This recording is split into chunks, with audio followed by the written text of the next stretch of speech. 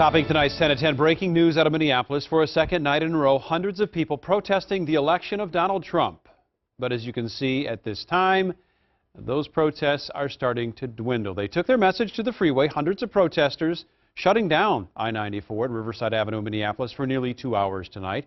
And from there, they marched to Cedar Avenue, where they were met by a line of police officers. Within the past hour, half hour I should say, protesters clearing the freeway and traffic once again flowing.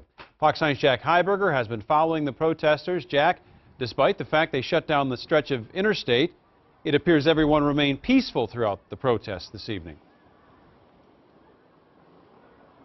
That's right, Randy. We just heard from Minneapolis police not long ago. There were no arrests, no injuries, and no damage to property during this march that is beginning to disperse at this point. But here's a look at some video of what this protest looked like as protesters marched westbound on I-94. They marched for quite some time. We could hear on the scanner law enforcement agencies from across the metro being called in to cut this protest off.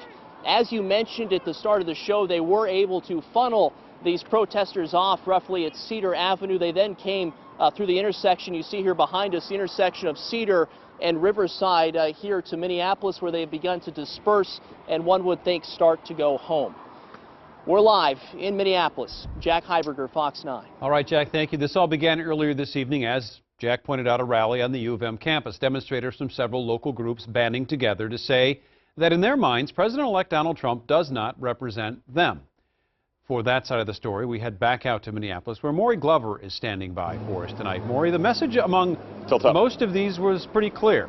He does not represent us.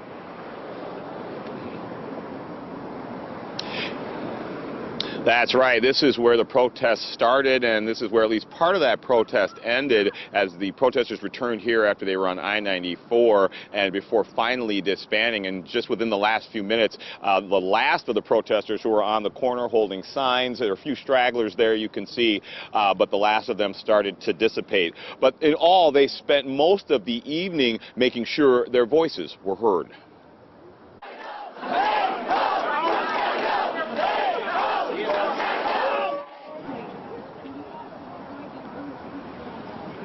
Now, this rally started at the Humphrey School around 5:30 tonight.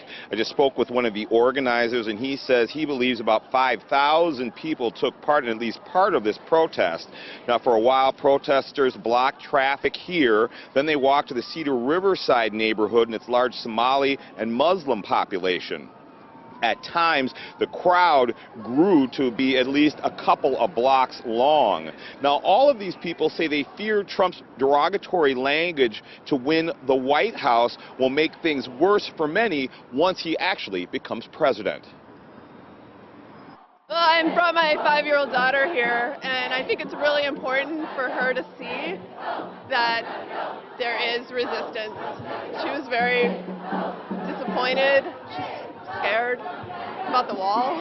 That's all she hears the wall, and it's a scary idea. I'm upset, and I'm here to show resistance, and I'm here because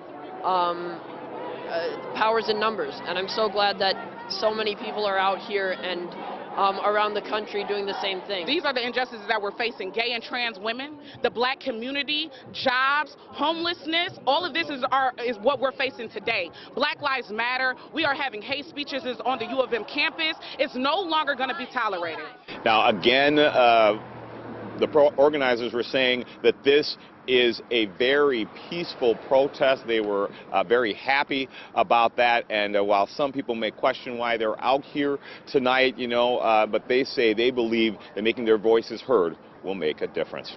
Reporting live in the U of M campus, Maury Glover. Randy, back to you.